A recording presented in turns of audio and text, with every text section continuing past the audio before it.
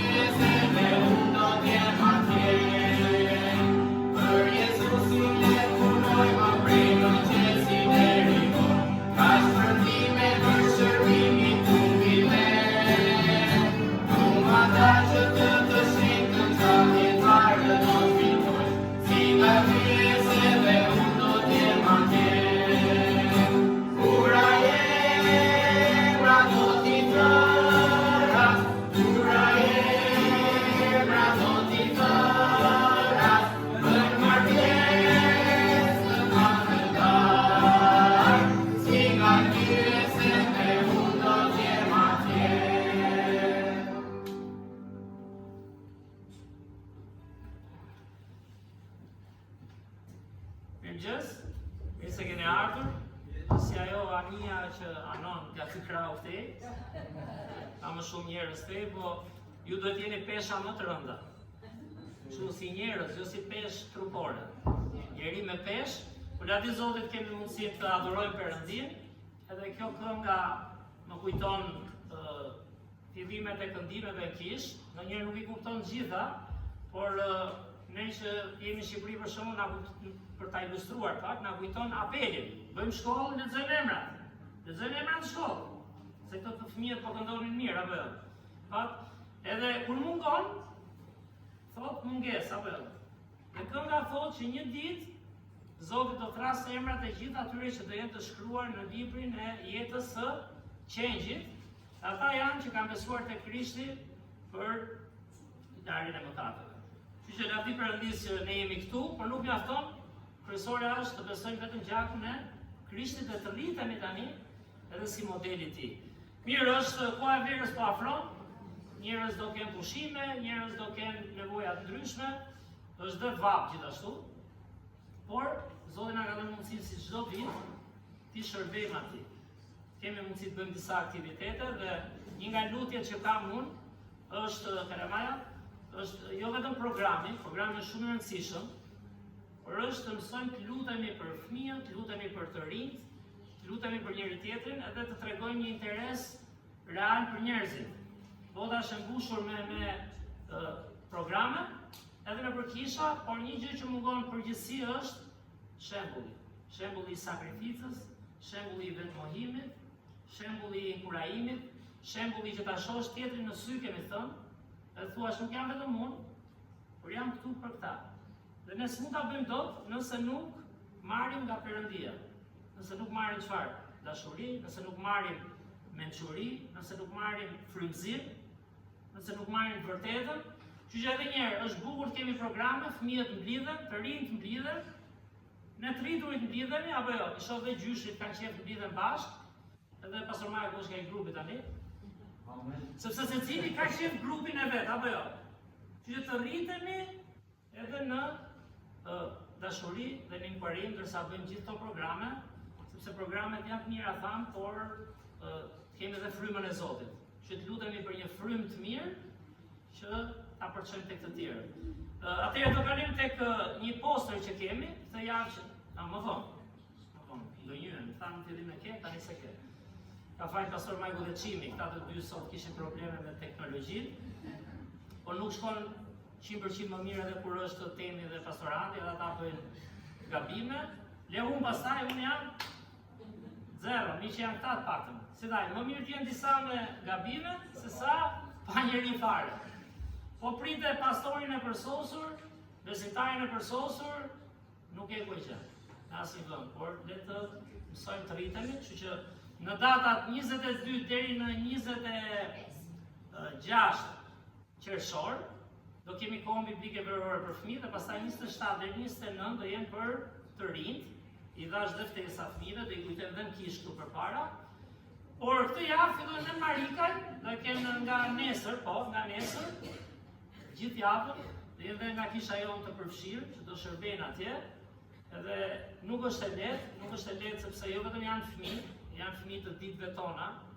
Qa kujtojnë? Gjithmonë brezat, babai, prindi, ku diun, njerëzit që merren, thonë për fëmijët, si është bërë ky brezi, e dini apo? Kanë thënë për ju për shumë prindrit tuaj, shaqe? Kanë thënë? Pastor Majko, si është bërë ky brezi? Rritet brezi atyre, thotë për brezin tjetër, si është bërë ky brezi? Gjithmonë brezat kanë jetë, por duket sikur çdo brez sot mund brezin tjetër. Dhe me ata nuk është e lehtë, sepse janë një grup i madh që janë edhe pa familje, edhe kanë kaluar dhe ata sprova të mëdha, kanë kaluar trauma, edhe prandaj duhet shumë inkurajim nga Zoti një për ata që shërbejnë, edhe që të jenë dhe model. Po të shohim sot, vëmendja është shumë e vogël. Njerëzit kanë shumë pak vëmendje të dëgjojnë. Por nëse të besojnë, nëse je dikush që inkurajon, je dikush që lutesh për ata, je dikush që tregon dashuri, i nxit më shumë që të dëgjojnë dhe të shohin shembullin. Që të lutemi për programin që do bëhet atje, ndoshta disa fëmijë pranojnë Krishtin edhe të rriten Zotin. Koha biblike, shikoni, kemi vënë sa pamje, flamuj, kemi vënë këto posterat. Drita pse shef, s'ke los futboll ndonjëherë. Është edhe kampionati botror, edhe janë me temën e sportit dhe tema e kohës biblike është kampion për Krishtin. Dhe disi do Biblia me Krishtin nuk fiton vetëm ti, jemi më shumë se fitimtar, do thotë që fitojnë shumë të tjerë me ty. Që të rritemi në këtë temë, edhe Zotit bekojnë gjithë takimet që do kemi. Mirë, atëherë lutemi së bashku, të kulim kokën, të mbyllim sytë edhe të lutemi. O Zot, falenderoj shumë o Perëndi. Çdo javë o Zot, ti na jep mundësinë, na jep privilegjin o Perëndi të ndajmë fjalën tënde. Çdo javë na jep mundësinë dhe privilegjin ta lexojmë atë o Zot. Çdo javë o Perëndi, ti na jep mundësinë dhe privilegjin të këndojmë ty, kështu që na ndihmo Zot ta vlerësojmë këtë kohë si një kohë të çmuar, frymërore o Perëndi. Një kohë Zot ku afrohemi me ty, një kohë ku marrim jo vetëm bekimet e tua, por marrim edhe prioritetet o Zot për javën. Falenderoj Zot për çdo njeri që këmbul, që vjen me sakrificat e veta, secili o Perëndi, e dim që ti bëre o Zot sakrificën më të madhe, shkove në kryq për ne. Megjithatë edhe ne si njerëz o Zot, kemi ato sakrificat e vogla, që unë të lutem o Zot na rrisësh në to, na bësh ta vlerësojmë gjithmonë më shumë kohën, njerëzit që janë këtu o Zot. Do të ecim me idenë o Perëndi që askush nga ne nuk e meriton, por jemi këtu për ty dhe për të mbështetur njëri tjetrin o Zot. Bekoja shërbesën sot o Perëndi, të lutem o Zot që të rritemi në fjalën tënde, është një fjalë e përjetshme o Perëndi. Ne do kalojmë, fjala jote do mbetet. Edhe vetë kënga që kënduam, kur ai emrat ti thras. Falenderoj Perëndi që ti na gjete dhe shkrove emrin tonë në librin e jetës o Zot. Por na ndihmoj që edhe ne të mendojmë siç mendove ti për ne, të mendojmë për të tjerë. Dhe të falenderoj për kohën biblike verore që do kemi o Zot nesër në Marikaj dhe gjithë javën, edhe gjithashtu mbas 2 javësh në kishën tonë. Falenderoj që ti ende sjell fëmijë o Perëndi, megjithëse është një brez celulare, një brez që më shumë duan të rinë brenda se sa dalin, ti përsëri sjell fëmijë o Zot. Që na ndihmo ti duam ata, na ndihmo Zot ti mësojmë emrat, na ndihmo Perëndi ti inkurajojmë, edhe ti jemi model i mirë për ta që edhe ata mezi të presin që të vinë o Zot, edhe me njëri tjetrin, po edhe për të na takuar neve. Jo se kush jemi ne, po për të treguar o Perëndi shembullin tënd o Krisht. Na mbro, na jep energjinë e dur, na jep durimin o Zot. Falenderoj që siguron për ne për këto takime. Dhe të lutem o Perëndi, bëj diçka të mrekullueshme që është për te planeve tona, o Zot, është për te aktiviteteve tona, o Perëndi. Duam dorën tënde, o Zot, duam mrekulli. Që që na rrit, na beko Perëndi, çdo person që përfshihet nga ne, edhe kur gabojmë të rrëzohemi, që sigurisht jemi njerëz, na ndihmo Zot ngrihemi përsëri. Lutemi të motivojmë njëri tjetrin, o Perëndi. Beko edhe njerëzit që janë sot këtu për arsye ndryshme, familjare, shoqërore o Zot, pune, të jenë me ty o Perëndi, të kenë prezencën tënde dhe të jenë shembull dhe dëshmi kudo që janë o Perëndi. Në emër të Krishtit lutem. Amen.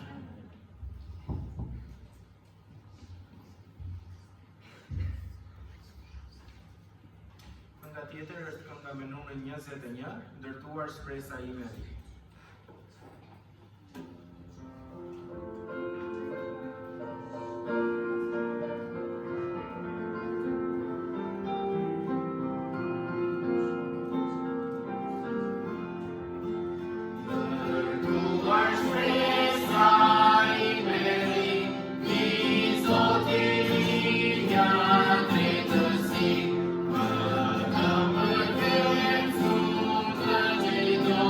No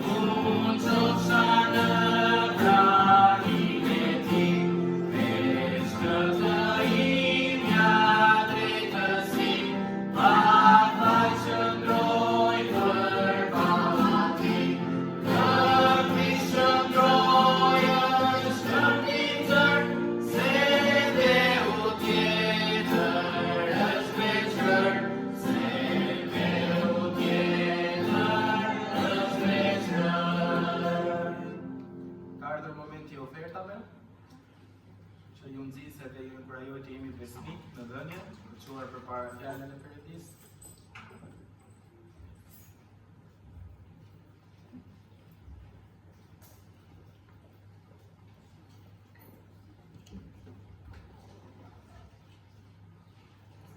I kërkoj vëllatemi të lutet për ofertën. Përndit, ndërë për të ditë, ndërë për ndi që je besnik, e siguron gjithë ditë për në, ndërë për ndi që je për në eshte për ndi, dhe të për ndi që të kosh të oferta, e njerës që të japin, të japin në për ndi një zemë të gëzuar edhe në besim në njerës të tutën.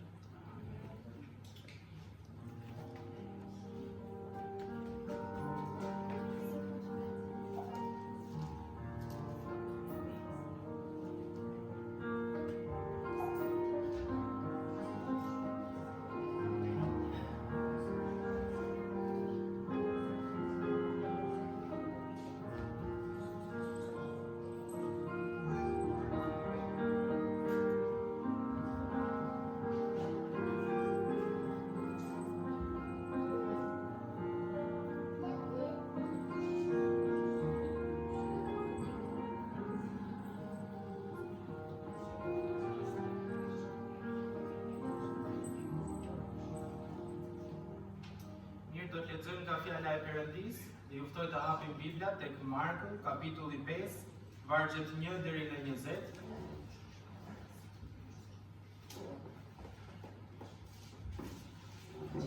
Marku, kapitulli 5, vargjet 1 deri në 20, është në faqen 42 nga fundi i Biblës.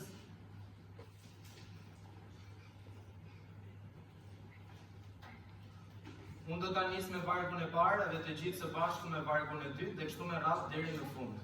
Marku, kapitulli 5, vargjet 1 deri në 20, faqja 42 nga fundi i Biblës. Dhe arritën në bregun tjetër të detit, në krahinën e Gadarenasve. Dhe sapo Jezusi zbriti nga barka, me një herë nga vareza, doli përpara një njeri me një frymë të ndyrë, i cili banonte në vareza, dhe kur kush s'kishte mundur ta lidhte, qoftë edhe me zinxhir. Shpesh herë pra, e kishte lidhur me branga e zinxhirit, por ai gjithnjë i këpuste zinxhirët dhe i thyrën te prangat, dhe kur kush nuk e kishte bërë dot zat. Dhe vazhdimisht, natën dhe ditën, ishte në përmale e në përvare, duke bërtitur dhe duke rrahur veten me gur. Tani, kur e pa Jezusin prej së largu, ai u tut dhe ra përmbys përpara tij. Dhe me një britmë të madhe tha: "Çka midis meje dhe teje, o Jezus, biri i Perëndisë më të lartë, mund të përgjërohem në emrin e Perëndisë. Mos më mundo." Sepse ai kishte thënë: "Frymë e tyre, vin prej këtij njeriu." Atëherë Jezusi e pyeti: "Si e ke emrin?" Dhe ai u përgjigj duke thënë: "Unë quhem Legion, sepse jemi shumë, dhe i lutej me të madhe që ai të mos i përzinte nga krahina." Tani aty, në brinj të malit, ishte një tufë e madhe derash që kulloste. Atëherë gjithë demonët e lutën, duke thënë: "Na dërgote derat që të hyjnë tek ata." Dhe Jezusi menjëherë u lejoi atyre. Atëherë frymërat e ndyra pasi dolën, hynë në derat, dhe tufa u hodh poshtë nga gremina në det. Ishin afër 2000 krerë dhe u mbytën në det. Atëherë ata që i kullotnin derat, morën aratin dhe e përhapën lajmin në qytet e në përfshatra, dhe njerëzit erdhën për të parë çfarë ishte ndodhur. Kur erdhën te Jezusi, panë të demonizuarin, atë që kishte pasur legionin, ulur, të veshur dhe me mendje të rregullt dhe patën frikë. Dhe ata që e kishin parë ngjarjen, u treguan atyre se çfarë kishte ngjarë të demonizuarin dhe në lidhje me dera. Atëherë, ata filluan t'i lutën Jezusit që të largohej nga krahina e tyre. Kur ai polinte në barkë, ai që kishte qenin demonizuar, i lutej që të mund të rinte me të. Por Jezusi nuk e lejoi. Madje i tha: "Shko në shtëpinë tënde, te të tutë dhe u tregoi atyre sa bëri Zoti dhe si pati mëshirë për ty." Dhe ai shkoi dhe nisi të shpallë nëpër Dekapolis, për sa i kishte bërë Jezusi, dhe të gjithë u mrekulluan.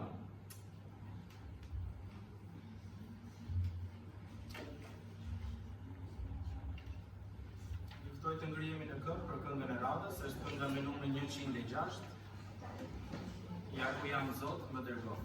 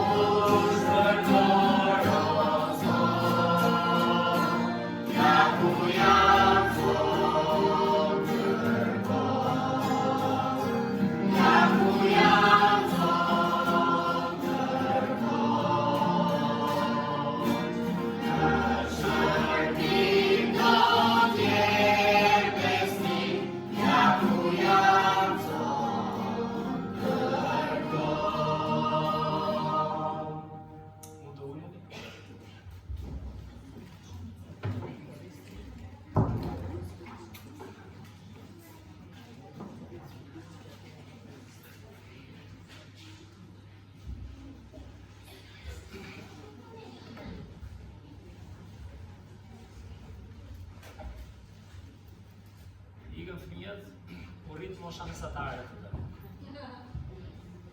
40 shkoj 60 duket. Mirë, kënga në fakt kjo fundit lidhet edhe me atë që do flasim sot.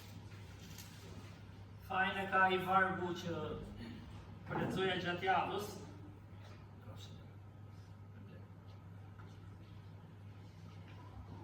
Joni dhe temi du që unë mos rëzohem, pra në si dhe në ujë.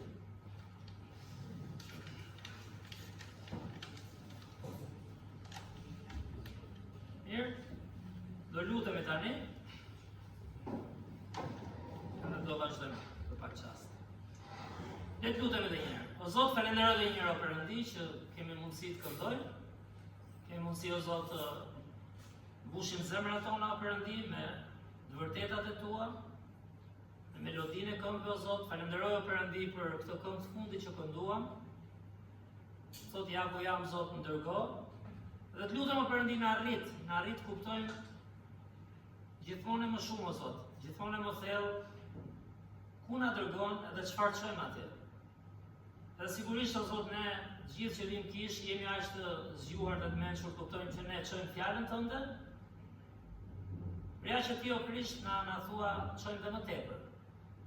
Të çojmë çfarë ke bërë ti në jetën tonë o Zot. Edhe shpeshherë është kjo që mungon në shoqëri. Kjo që mungon ndonjëherë edhe në kisha, edhe në familje, e kudo Zot. Kështu që na arrit o Zot në zemrën tonë, në jetën tonë, të kujtojmë çfarë ke bërë ti për ne o Perëndi. Dhe pse njerëzit duhet na dëgjojnë. Falenderoj për këtë shembull kaq mrekullueshëm o Zot, një njeriu të pamundur, një jetë e djegur o Zot, dhe që shpëtohet në Ty o Perëndi.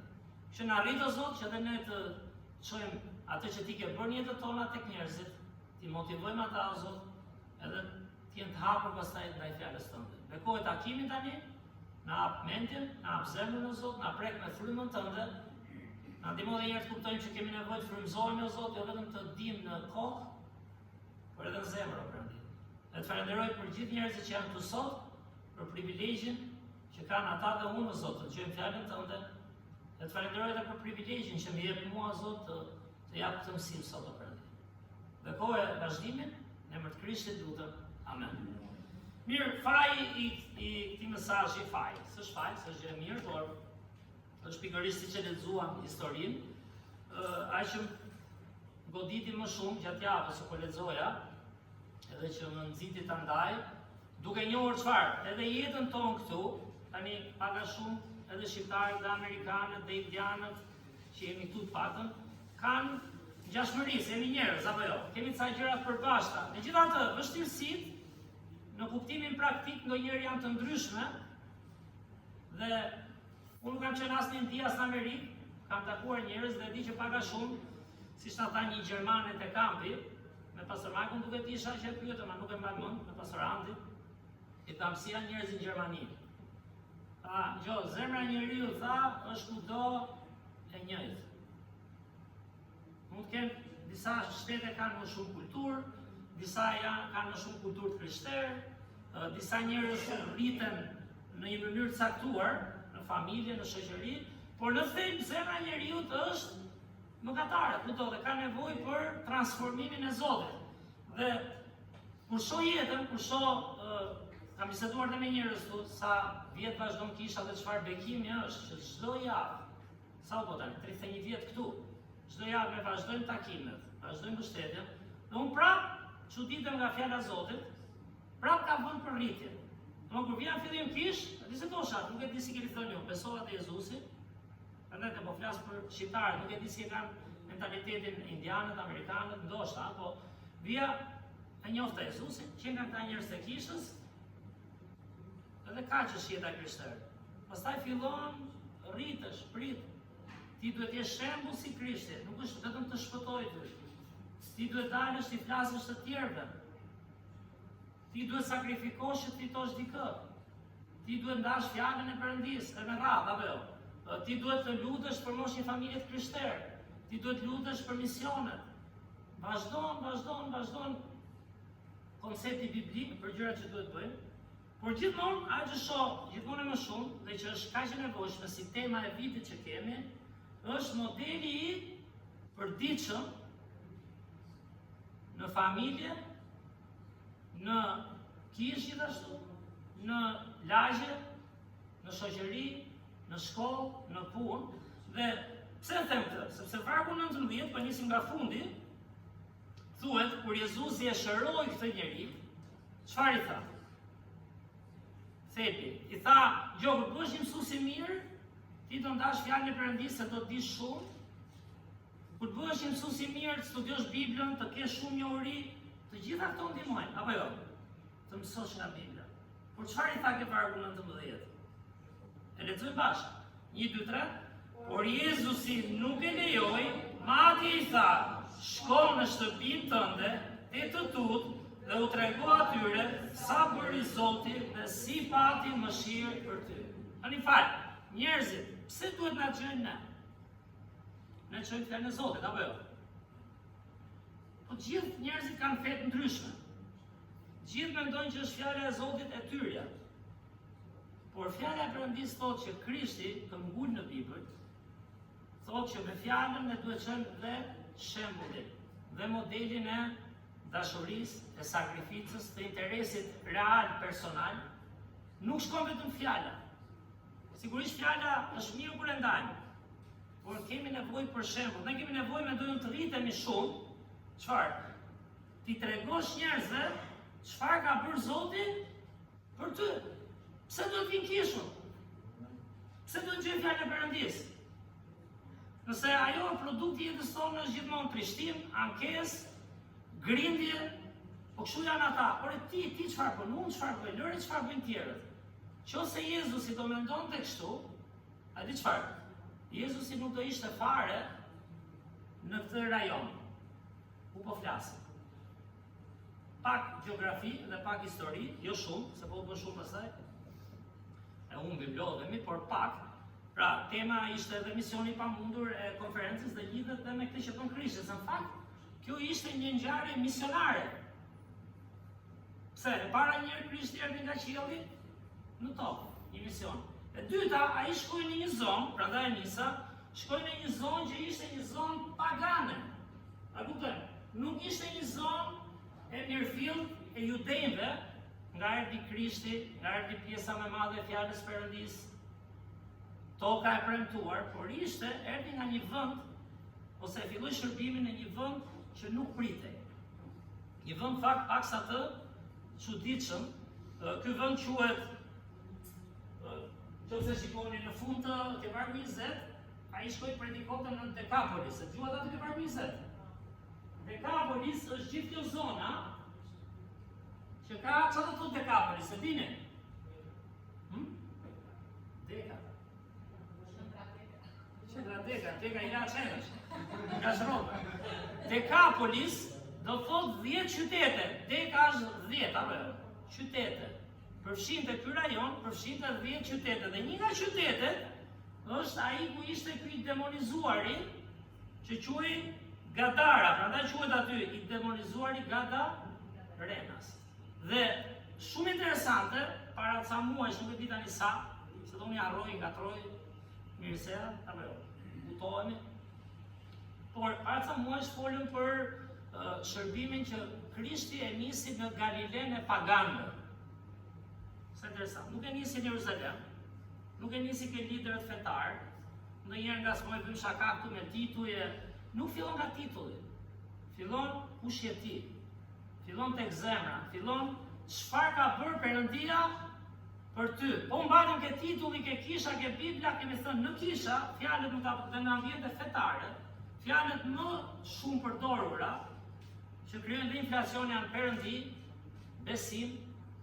Ne kemi nevojë për njerëz që shohin çka bër Zoti në jetën time. Dhe Krishti nuk shkoi ke fetarët në fillim. Nuk shkoi te ata skribët që shkruanin fjalën e Perëndis. Sa ta mendonin se kishin Zotin, mendonin jemi rritur këtu, dhe sfidë. Kemi viten që ish dim tani, bëjmë aktivitete, bëjmë programe, a janë gjithat mira, gjithat mira, se mos thot ndonjëri çfarë po thua. Por a themi or çka bër Zoti në jetën time? Se është pyetje shumë e frikshme. Por çfarë ka bër Zoti në jetën tënde? Ndonjëherë kërkoj për dëshmi, edhe mundohemi të flasim, diskutojmë, edhe them, më mirë mund t'japim edhe ca vargje, mund t'japim edhe në formë mësimi, apo jo. Dëshmi, çfarë është dëshmia? Si në gjykat, keni qenë kush ka qenë gjykat, unë s'kam qenë asnjëherë brenda. Vetëm një herë kur i votën skuterin Glores, isha aty ke populli, po jo brenda, nuk na lan. Madje çik më brapa ndodhi dhe ajo vrasja. E dini që u vraj gjykatësi, po aty ka gjykata e apelit. Dhe dëshmitar, edhe te veprat 1:8, do thotë një njeri dëshmitar okular, që ka parë diçka, jo teoricien, apo të, jo një mësues që ka mësuar një teori, nis diku ke teoria, okay, se ti do lexosh Biblën. Por dëshmitar do thotë çfarë ke parë, çfarë ka ndodhur. Dhe tani të bëhet një si ky i demonizuar, apo jo. Kishte mbaruar që shkollë biblike kë? Ama çfarë lexojmë këtu? Se din, mbase kishte bërë më përpara, edhe ju shkatrua jeta mbrapa. Por ai pa çfarë Zoti bëri në jetën e tij. Dhe Krishti erdhi që t'i japi njerëzve shembullin, modelin. Ke njerëz që kuptonin që ishin mëkatarë.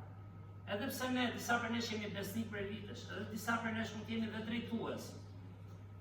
S'ka bëj fare, ne duhet të marrim çdo ditë nga hiri, nga mëshira e Zotit.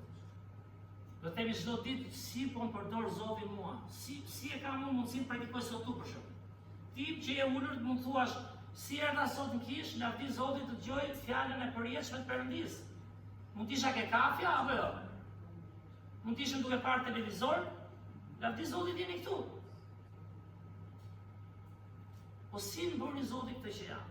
Dhe ne prandaj them kemi nevojë shumë dhe në shoqëri, mendoj unë, ndoshta edhe ju e shikoni këtë nevojë, për atë që Zoti ka bërë në jetën tënde. Si të preku ty, si të ndryshoj ty, pse duhet dikush ta dëgjojë fjalën e Perëndis, çfarë tregon jeta jote dhe imja. Dhe po shojmë tek Mateu 4, shpresoj mos ngelim gjatë, megjithëse bekim se jemi në shtëpinë e Perëndis, apo jo, maksimumi deri në orën 1, besoj e përballojmë. Deri 1. A ka drejt? Gratë që e kanë bërë gjellën gati, se kanë problem. Ato që se kanë bërë... Mirë, Mateu kapitulli 4, vargjet 12 deri në 16, po i lexoj unë, faqe 3, thuhet: Jezusi mbasi dëgjoi se Gjonin e kishin burgosur, u tërhoq në Galile, pastaj la Nazaretin, vendi nga vinte pra, dhe erdhi të banojë në Kapernaum, qytet bregdetar në kufit e Zabulonit dhe të Neftalit, që të përmbushej çfarë ishte thënë nëpërmjet profetit Isaia, kur tha: toka e Zabulonit dhe toka e Neftalit mbi bregun e detit, krajina përtej Jordanit, Galilea e paganëve, njerëzve pra pa Perëndi. Çfarë? Populli që rrinte në errësirë ka parë një dritë të madhe. Dhe për mbi ata që rrinin në krajinë dhe në jenë e vdekjes lindi drita. Di çfarë? Nuk po e hapim te Isaia 9:1, do më besoni mua, më besoni apo jo? Do besoni çfarë do thoni, jo? Por Isaia 8:23 është vargu i fundit i kapitullit 8 dhe Isaia 9:1 janë pikërisht kjo profecia 800 vjet para Krishtit, çfarë do që Jezusi do të vinte dhe do ishte, thot vargu këtu tek Mateu, do ishte drita që do shkonte te populli që ishte në errësirë. Po kush popull? Përmendet, sepse këto ishin dhe detaje që njerëzit do kuptonin që ky ishte Krishti. Nuk do shkoj ke krerët fetar, nuk do shkoj ku gjithë presin dhe i duket vetja që janë rregull, por çfarë tha? Do shkoj atje ku populli është në errësirë të madhe. Pse? Sepse ai që ka shumë mëkate dhe një Krishtin, ai kupton dashurinë. Ai që kupton se ai rënuar ishte pa Krishtin, ai kupton mirësinë e Zotit. Edhe Krishti erdhi, prandaj thash, erdhi në kjo është Nazareti, e shikoni, ky është deti i Galiles. Dhe kaloi nga njëri breg, thot Bibla, në bregun tjetër. Dhe erdhi ku erdhi pra në zonën e Dekapolis. Sot Dekapolis është diku në Jordani. E di zonën e Jordanis, domethënë në lindjen e mesme, ku janë gjithë luftrat tani, gjithmonë aty bëhet rrëmuja. Dhe erdhi pikërisht te një popull që njerëzit çfarë nuk e prisnin. Te një popull që judenj që kishin Biblën, thoshin ne atje jo nuk mendojnë, por ne nuk shkelim atje.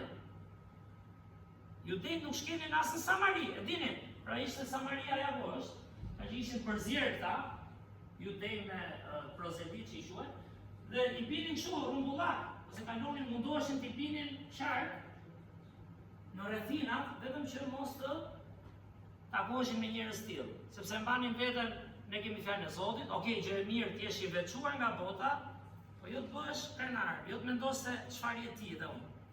Qofse je vetëm nga hiri i Zotit. Ajo që bëri Krishti. Dhe Krishti erdhi, se sot është dhe frikshme, se do një botë që janë të drejtat e njeriut, ndihmojnë njerëzit e marginalizuar apo jo, njerëzit me pakicat, dhe është gjë e mirë ti ndihmosh. Po kush e keq sot? Që ta çojmë pak e politika. Është që fillon abuzohet pastaj. Abuzohet me migracionin, abuzohet me fondet, apo jo. Sa më social duhet shteti, aq më shumë shtohen vjedhjet. Bibla flet për kapitalizmin, kemi thënë, apo jo, punëtorin, që të prodhoj, por flet edhe për anën sociale, por këtë e bën me zemër. Që ti rritesh në Zotin dhe di ti çfarë je, di ti sa je.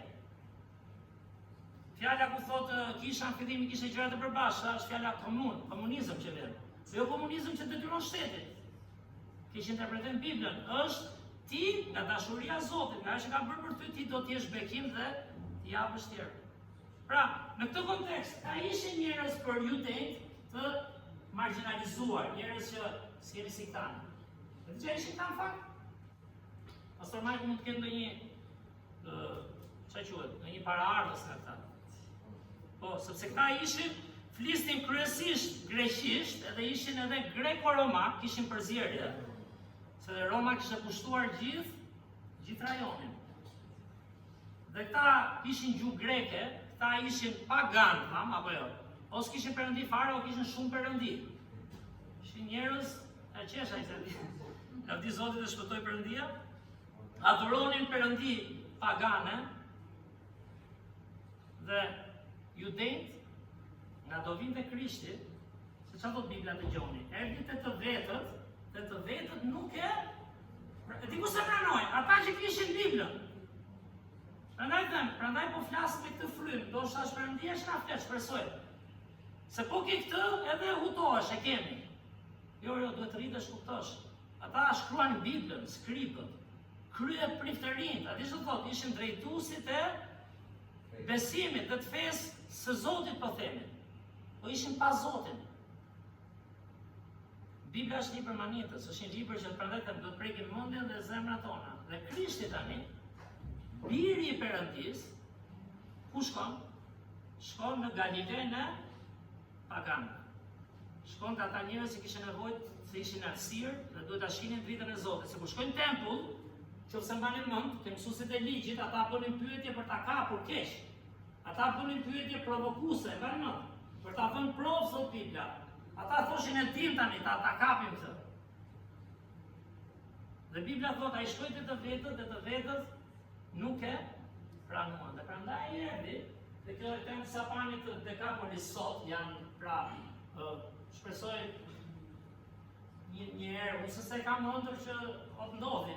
Së ishte keq në njerë shkonin, si kem? Shkojnë njerë në Izraela, në to vëndet ku ka qenë Krishti.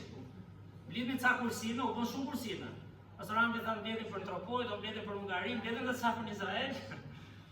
Zdoli një pasur dhe i famshëm këtu që t'na çoj. Por janë vendet aty, janë qytetet aty, këto janë rënoja të zbuluara, që janë sot e kësaj dite, dhe këtu janë prapë disa pane nga Dekapoli, nga qytetet pra nga Dara, ku ishte ky i demonizuari. Dhe Krishti erdhi pikërisht, çfarë thamë, këtu që ishin qytetet të zhvilluara, pse ishin greko-romake, ishin të lidhur me pushtetin, kishin biznes, nuk kishin fare fjalën e Perëndis, nuk ishin qytetet të shtypura, sa ishin judenjt vetë. Por Krishti pikërisht zgjodhi që të shkojë ku? Te këto qytete. Dhe çfarë mësojmë nga kjo? Mësojmë shumë. Ku shkojmë ne? Këtë takojmë ne? Tregojmë interes në njerëz për një shoqëri jashtëzakonisht e shkatruese. Sa letë shkosh ke një që ke interes, apo jo? Sa letë është t'i flasësh dikujt që të intereson. Krishti nuk shkoi ke ata që mund t'i interesonte. Sa i mund shkonte vetëm tempull dhe thoshte unë jam Krishti, edhe t'i binte, po ata s'kishin zemrën aty, nuk donin të dëgjonin.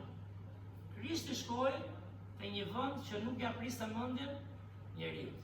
Por që fakt Zoti kishte profetizuar tek Isaia që kombet do shohin dritën. Një mësues i mirë nuk tregon interes vetëm për dy nxënës që njeh. Një mësues i mirë nuk tregon interes vetëm ku mund të marrin ndonjë lek, ose një mjek, ose kushdo qoftë nga ne. Se sfidat janë për gjithë në shoqërisë, domos shoqërinë shqiptare njëherë, që korrupsioni është jashtëzakonisht i lartë, se them unë, e tregon jeta, e tregojnë nevojat, e tregojnë pensionet, një kohë që ndërtohen prona me miliona euro dhe pensionisti me zi mban 100.000 lek, 200.000 lek, apo jo. Kjo tregon. Dhe Krishti tregoi interes për më të përçmuarit, për më të dobtit, për ata që ishin vërtet nevojtar, edhe që ishin të rrëzuar. Por ka një gjë që duhet kemi kujdes. Nuk është vetëm i mëson dhe i jep. Dhe kjo është shumë problem. Është tamam si thash për shtetin. Shteti i jep, ata mësohen, marr, edhe në kisha mund të rrezikojmë ndonjëherë. Na merr, na do Zoti ka prap, por është ta njohin Krishtin, kuptojnë nga çfarë ka shpëtuar dhe të shkojnë këta vetë dhe të jenë dëshmi për të thënë, ore, di çfarë bëri Zoti për mua vetë. Jo thot shkoj një kish vetëm, apo jo. Dhe kjo do rriti, sigurisht. Jo vetëm thot marrim gjëra atje. Por çfarë bëri Zoti në jetën tënde? Dhe a ka njeri ti thoshte këtij, si e ka demonizuarit, kush mund t'i thoshte këtij tani, ama ndaj fjalën e Perëndis.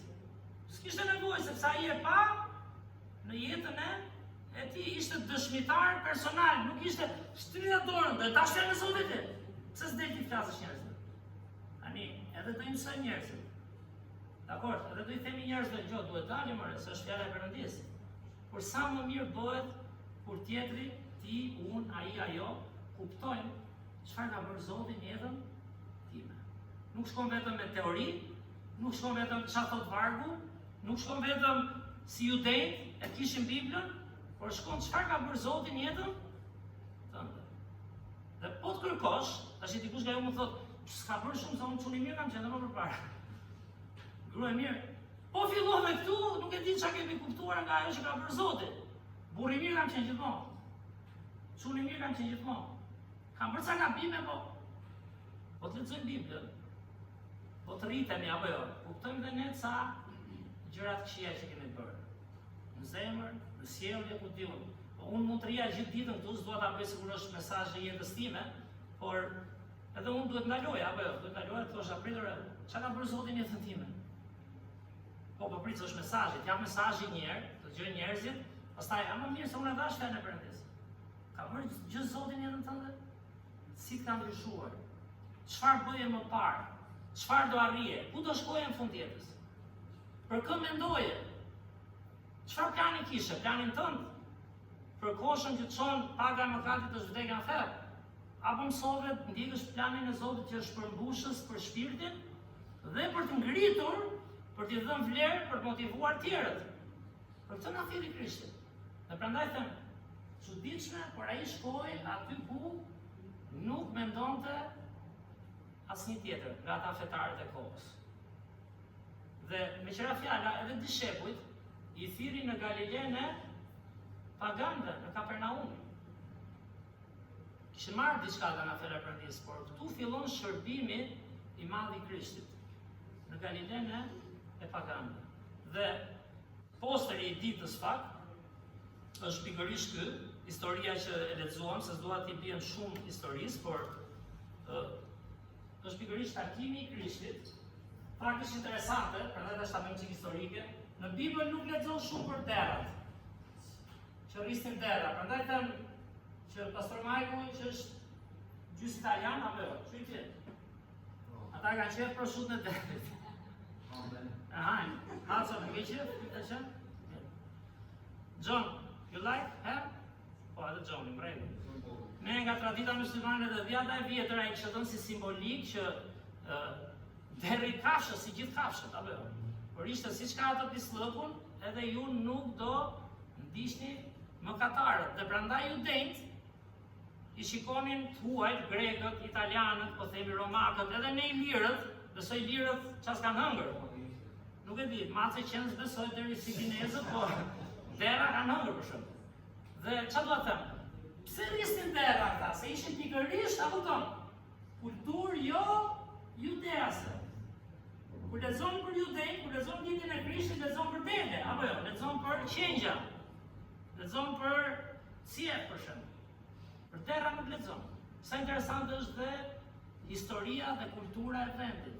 Ishte vend pagan. Dhe Krishti i futi frymërat e ndyra në histori, e bie pak shkurt, dakor? Se besoj lexuam, i futi pikërisht tek derrat.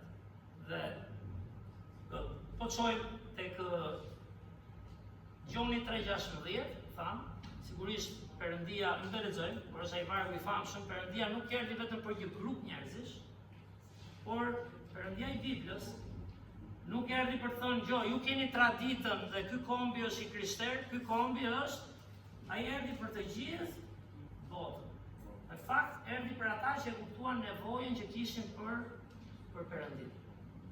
Dhe si mund gjente ky? Jo një njeri thjesht, por gjeti një demonizuar që Biblia thot, kur shkojmë tek Marku 5, Marku kapitulli 5. Çfarë gjeti? Jo vetëm një demonizuar, por aty thuhet tek vargu 9, atëherë Jezusi e pyeti si e ke emrin, dhe ai u përgjigj duke thënë, unë quhem Legjion, sepse jemi shumë. Fjala Legjion ishte fjalë që vinte prapë nga ushtria romake, të cilët kishin legjione ushtarësh. Po të studiosh historinë prapë, në kohën që flasim të Biblës, perandori ishte Augusti, që vuri paqen romane, e pushtoi gjithë botën që pushtoi, i rregulloi ato, i organizoi, dhe s'kishte luftra, gjithë kishin frikë. Dhe një legjion kishte rreth, në kohën e Augustit po themi, se gjithmonë kanë ndryshuar legjionet, kishte rreth 6000, mos gaboj, fiks nuk e di, po 6800 ushtarë. Po të futeni në histori, se legjionet kanë ndruar në numra, vit pas viti. Nuk kanë pas 1000, 5000, 3000. Në kohën e Cezar Augustit kishte rreth 6000. Ai nuk e di sa demon kishte ky. Por interesante është kur lexon këtë historinë, mendon gjithmonë njerëzit më, si themi ne, më çkalluar, më demonizuar, por Bibla thot, në thelb, ne brenda vetes, në thonjza, se mos dalin ndonjëri thotë që kanë demon. Kemi dhe ne demonet tanë. Kemi dhe ne egoizmin ton, kemi dhe ne prangat tona, si që ishte i lidhur ky, kemi dhe ne krenarin ton, kemi dhe ne rrugën ton, që në njeriu natyral nuk është rruga e Zotit. Mbase s'jemi, normal s'jemi kaq këshin sa ky. Nuk di ndonjë nga ne të lidhur këtu, por di që ka njerëz. Dhe po flisja me Lindo, kur edhe me ju kanë folur me disa, kur ka njerëz të smur që fillojnë kanë probleme nga ment, apo jo? Spitale s'ka që t'i trajtojnë gjithë kohën. Dhe ndonjëherë jep në televizor që i lidhin me zinxhiri. Keni parë në televizor? Keni parë ndonjëherë që jep këto, si quhen, dokumentarë, ose lajme. Në filan fshat kanë lidhur një me zinxhir. Dhe fillim mendon, çan ta njerëz që lidhin njerëz me zinxhir. Por po ta kesh në shtëpi, kur shteti nuk të ndihmon, spitali nuk të ndihmon, ilaçin e pinë se pinë, mbaj një dhe shikoj, a është e lehtë apo s'është e lehtë. Ne po flasim për të smur këtu. Po një që ka demon brenda, dhe që rrinte në përvarre, i bënte dëm vetes, dhe Perëndia do vinte, Krishti erdhi për ta çuar atë në jetë. Fakt nuk kujtoja varret, s'desha ta bëj këtë bisedë, por me që kemi lagjen e Vorri Bomit, apo e dini, është lagja tek zona e Piceri Ogi, kush e di, diku andej, aty kanë qenë varrezat, edhe shtëpia ime vjetër ka qenë çik më poshtë, sa i di 500 metra. Edhe kur po rriteshim ne, dëgjonim gjithkohën biseda, kur je kalama 5 vjeç, 6 vjeç, Sofia 7 vjeç. A shkonin ke varrezat, rrinin varrezat. Çfarë thon këta? Ke parasysh këtë? Si më rrinin varrezat? Po më mblidheshin çunat edhe baba jote rrinte kur ishin adoleshentë, ke parasysh? Se kuptoje, qa thonë ta ke varrezat? Qa punin ke varrezat? Hapin varret, lidin bijuteri. Qa punin? Pini duhan. Luanin bijos, a kupton? Bënin vepra, qa do bësh varrezat? Përveç, sigurisht se po bëjmë dhe qik shaka, ke njeriu tënd, do ta respektosh, do ta çosh me dinjitet, por fund fare pastaj. Vdekuri është me të vdekurit dhe i gjalli me të gjallit. Ne nuk kemi kundër varreve, por nuk kemi më që të lutemi ke varret, që trupi është ke varri. Trupi është në fakt, se trupi aty është, po kalbet, por shpirti thot Bibla. Ai për cilin erdhi Jezusi, që tha çdo pika njeriu fitoi gjithë botën dhe tumbas shpirtin, ai nuk është më. Dhe dua të them në varreza ndodhin edhe këto gjëra. Dhe pastaj u bën pallatet aty, filluan historitë e njerëzve na dolën natën, sa njerëz ka aty, duhet rrini, dikush duhet rri, ndoshta nga lagja, megjithëse tani kanë lëvizur njerëzit, po në fillim ishin gjithë historitë, dolën natën, u zgjoa nga gjumi, por frymërat ekzistojnë, engjëjt, demon ekzistojnë. Ky është histori e Biblës, është shekulli i parë, me vend historik, me persona historik, me dera që i rrisin ata që thamë, italiano-grekët dhe paganët, me emra, me vende arkeologjike, është histori e vërtetë e Biblës. Dhe ju nuk e di a keni jetuar me demon, por ka raste në familjet tona na kanë ndodhur edhe gjëra jo të këndshme. Ani hajde gjeti ishte demoni apo s'ishte demoni? Çfarë si ka? Është demoni vetes. Janë zinxhirë që të lidhen. Bibla thot prangat e skllavërisë. Së mëkatit, lidhen dhe ne nuk i çajmë dot. Demoni yt mund të jetë vetë. Demoni im mund të jetë pasuri, çfarë do arrijmë të jetë. Mund të jetë krenarie. Mund të jetë vetëm gjëra që do të arrijmë dhe nuk shohim për te, siç pa dhe Krishti. Dhe është manice, në fakt ajo që bën Jezusi, dhe Jezusi bën të pamundurën të mundur. Shohim vargun 15. Kur erdhën te Jezusi, pan të demonizuarin, atë që kishte pasur legionin, ulur, shitani, të veshur dhe me mendje në rregull dhe patën frikë. Erdhën njerëzit, këta që themi kishin derrat, shkuan dhe largonin njerëzit. Por e dini çfarë ndodhi? Një çmendur takoi Jezusin, të burrin, që ata se njihnin, dhe i futi demonët të derrat, ta u tërbuan dhe u hodhën në det. Dhe njerëzit në vend që të gëzonin, sa interesante ishte kultura e këtyre dhe qytetit dhe për çfarë aspironin, në vend që të gëzonin si u shërua ky njeri, çfarë i thonë? Ta në fakt, ata patën frikë, sepse tek vargu 17, për lexojmë 16-17, dhe ata që e kishin parë ngjarjen u treguan atyre se çfarë kishte ngjarë demonizuarit dhe lidhje me derrat.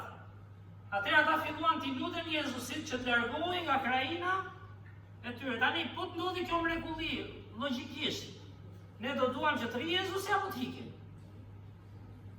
Po di kush do të hiqi? Ata ose që nuk tregon interes për tjetrin. Ata që kanë mendjen tek biznesi i tyre, tek plani i tyre, tek vetja, tu kishte ndodhur një mrekulli e madhe. Një njeri me mendjen rregull, një njeri i veshur tani, një njeri i ulur, një njeri që flet normal, imagjino kam një gelazhe, i rritur me çimin, mund ta njihni, që djalë që ai ka shumë probleme, edhe mundohet t'i japet atij ilaçet, me zi e mbajnë, qetë, një dhe tjerë, dhe imagjino të shërohet direkt. Imagjino çfarë mrekullie do ishte. Po di çfarë? Çfarë po mendoja, shoqërinë që jetojmë, okej, do thot njëri, wow, si u shëru ky? Pastaj po ç'na duhet, u kam punët e mia, s'po mezëm biznesin. Sa rrova dyqanin, e lash hapur dëshmyria e dutit. Njerëzit s'kan shumë, fillojnë e humbin interesin për të tjerët. Edhe ne, nuk mund të kemi interes sinqert, nëse edhe njerë nuk kuptojnë ç'ka bërë Zoti në jetën tonë. Dhe këtë dëshmi ta çojmë tek të tjerë. Dhe ne do kemi interes puna ime, plani im, shkolla ime, paratë e mia. Prit se duhet ndajmë me ca ftesa, se është dita, çfarë sot po? Kemi kohën biblike. Dëshmi është kjo? Ose kemi një program veçantë të kisha. Kjo është, hajde mësojmë dy gjëra në kish, ti bëjmë se kështu bëjmë gjithë, Zoti na thret, çfarë do të? Shko dhe trego çfarë ka bërë Zoti për ty. Për demonizuarin bëri diçka. Nëse ne ndalojmë dhe mendojmë çka bërë Zoti për mua, mund t'isha bërë dikush nga ne hajdut profesionistëve, apo t'isha bërë njeri i përdalë, t'isha bërë njeri me më shumë pasuri, po totalisht pa Zotin. Mund mos ishe gjallë sot. Kupton çfarë ka thënë Perëndia, jo vetëm të shpëtojë në Krishtin, por të dha dhe një plan që është, si çfarë plani manitës është? Di çfarë plani është? Shko dhe trego çfarë? Çfarë Zoti ka bërë për ty. Unë mendoj shumë e lehtë tregosh çfarë ka bërë Zoti për ty, se sa të lodhësh kokën, do ndajmë diçka sot, si ta ndaj fjalën e Perëndis. Prandaj nuk gjën njerëzit. Mbase nuk na gjën gjithë, ama apo shohin ata, apo gjën çka ka bërë Zoti në ty. Apo shohin ata që e di çka ka bërë Zoti mua. Nuk jam aty për veten, por jam si t'jem bekim, si ta ndaj diçka me tjerët, si të fal, si t'jem shembull që mungon sot në botë. Shkoni në përzyra, shkoni në për institucione, shkoni në për punë, Kudo që flet dhe dëgjon, që më ndihmoj që ka, çfarë? Ka bryla. Kudo që shkon, edhe mua ndodh, shkon në institucione shtetërore, po edhe në vende ku kemi fëmijë tam. Kudo luftohet kush kapi, kush uli tjetrin, kush fusi fëmijën e vet, se kjo është shoqëria. Krishti nuk është kështu. Nëse ti ke parë çka bën Krishti për ty, ti do shkosh dhe të jesh model. Por çfarë bën këta? Këta tjerët? Aman Jezus ik, se s'kam kohë të merrem me këtë demonizuarin që u shërua. Mua më hikën 2000 derra atë. E di çdo thot 2000 derra. Ishte goxha biznes. Por humbën zemrën e Krishtit, humbën planin e Zotit, humbën shpëtimin fakt, që ishte gjëja që tek Luka, e kemi lexuar dhe javën e kaluar, Luka 18:27, kur Krishti foli se është më e vështirë për një të pasur të hyjë për një deve të për një të pasur të hyjë në mbretërinë e Perëndisë sa një deve në frimën e gjilpërës. Por nuk është vetëm për të pasurit pasur, ndonjëherë është edhe për njerëzit e thjeshtë që duan pasurohen. Është edhe për të varfrit që thonë kur do pasurohem unë. Krishti thotë, është e pamundur. Në fakt, është e pamundur për gjithë ne të hyjmë në mbretërinë e Perëndisë. Por Zoti na dha mëshirë, dhe çfarë është interesante te vargu, çfarë thotë? Shkon në shtëpinë tënde, është e vogël, te të dashurit e tu, dhe treguar atyre çfarë ka bërë Zoti dhe si të ka mëshiruar. Jo sa shumë di dhe çfarë nuk bësh ti, por ç'bëri Zoti për ty, që nuk mund ta arrije, dhe njerëzit duan mëshirë, njerëzit duan inkurajim, njerëzit duan shembull sakrifice, njerëzit duan një shembull të gjallë çfarë bëri Krishti. E kemi thënë nëse e dyqani që mund thuash, gjo unë shes gjërat bukura, por aty i ketë të prishura. Çfarë dyqani ofrojmë njerëzve? Çfarë malli i ofrojmë? Dhe është ajo që Zoti ka bërë në fakt në jetën tonë. Dhe prandaj Krishti na thotë te Mateu 6:33, kërkoni më së pari mbretërinë e Perëndisë. Kur dha shembullin e deles humbur, tha edhe një dele të humbur Zoti do ta gjejë. Para arritemi ne të vlerësojmë më shumë edhe një njeri 5-10 më shumë se sa, ku diun, dera në thonjza, punët tona të përditshme, pasuritë tona, konsumin e jetës tonë. Dhe në mbyllje për ta mbyllur, është interesante në fakt, çfarë i thotë? Ku i thotë shkon fillim? Në shtëpi tënde. Tani pse tash ka ca kultura që njerëzit janë më independent, janë më të pavarur. Prap, kanë njerëzit e vet, kanë të afërmit, kanë komshin, kanë kolegë. Ne na shkon shumë kjo me kombin e Izraelit. Se siç ai thotë, dëshmia më e madhe duket aty ku je gjithkohon, apo jo? Thotë, shko në shtëpinë tënde, nuk u dërguan vend largët, ai u dërgua ku? Tek familja e vet. Kur thua fjalën të tut, kush një më mirë të dhe mua? Një nëna? Një babaj? Të një vllai? Të një motra? Të një kushëriri? Ama kush një më mirë? Të një komshiu? Si që një dhe ti, të një kolegu? Aty është dëshmia më e rëndësishme. Dhe unë kam mësuar vitën kish, ne kemi dhe për shkak se njerëzit e familjes fillim, kur ne vinin, apo jo, çfarë bën kishtën? Çfarë ti thosh atyre? Edhe mësuam më shumë shërbim kish, ndajmë ca ftesa këtej dhe harronin s'dinim se punonin me njerëzit. Është dhe rritje, është dhe proces rritje. Por Zoti thotë, nëse Zoti të ka ndryshuar, nëse Krishti ka treguar mëshirë dhe ti ke ndryshuar, shko dhe tregoj edhe njerëzve tu. Di se ta tregosh? Nuk i tregosh gjitha brenda ditës. Dhe tregosh me modelin e sjelljes, ndaj kujdo. Bibla ka plot pasazhe dhe vargje që flasin se si sillet një besimtar i Krishtit. Nuk ta kthen me të njëjtën monedë, është model ndryshe, por aty sprovohet besimi dhe dëshmia jonë. Kisha është vendi më i lehtë për të munduar ta shfaqësh. Dhe gjë e mirë, nga Zoti që na ka dhënë. Por aty ku na njohin, dhe do jetë më e lehtë nëse vërtet Zoti ka bërë diçka në jetën tënde. Kështu që ndërsa do ikim, pse mos lutemi e para, nëse është dikush nga ju që thotë, por unë kam ardhur, gjoj për Krishtin, them besoj, po s'ka ndodhur asgjë në jetën time, nuk e di çfarë shpëtimi kemi marrë pastaj. nga çfarë na ka shpëtuar Zoti. Se nëse kemi qenë mirë para Krishtit, thjesht kemi marrë një besim, një fe. Por nëse je shpëtuar vërtet, pse mos ndalosh duke lexuar dhe Biblën çdo ditë, e duke lutur Zotin, Zot, çfarë e bërë ti në jetën time? Si mendoja më parë, apo mendoj vërtet si thua ti tani? Kisha planet e mia që po çonin ferr, a janë vërtet i lumtur që po ndjek planin tënd?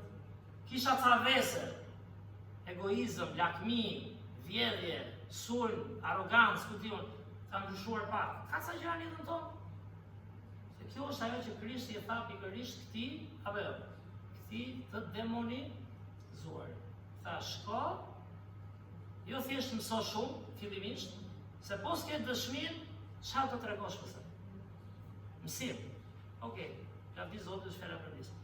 Bën shumë të tepër me jetë. Bibla ka vargje pa fund, jeni drita dhe kripa, apo jo nëse dini kot nuk i thaj. Nga kjo do ta dinë që jeni dishepujt e mi nga dashuria për njëri tjetrin.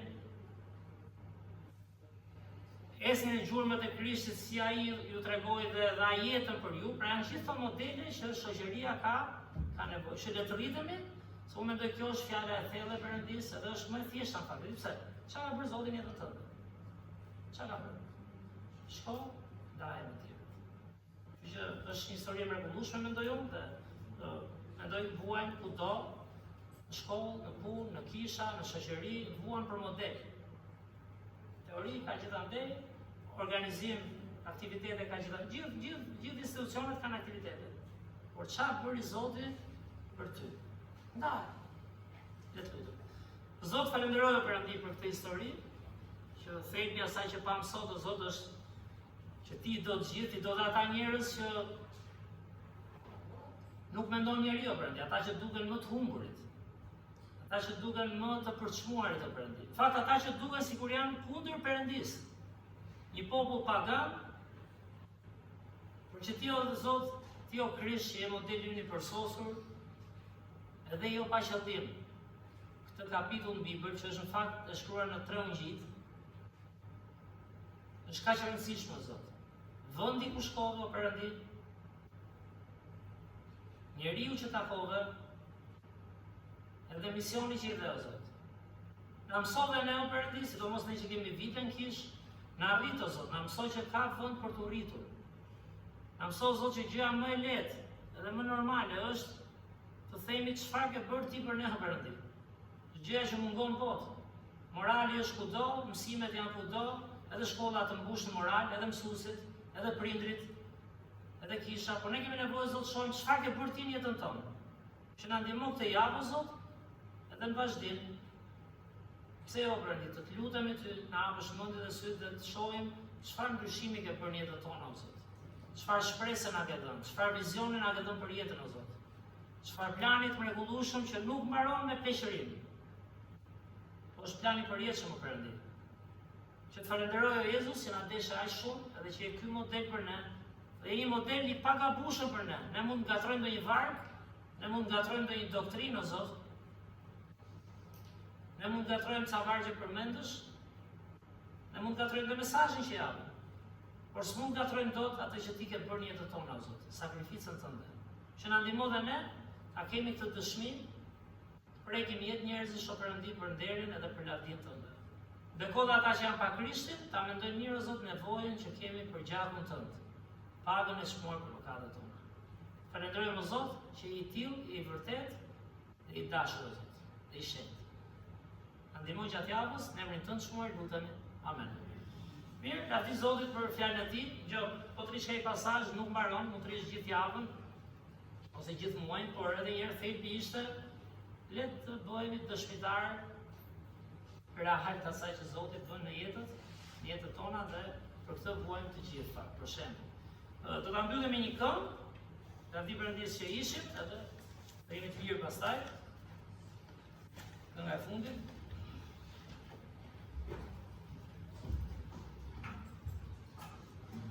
Nëse mund të vrihemi në këngë për këngën e fundit, është kënga me numrin 121, ai është mbret.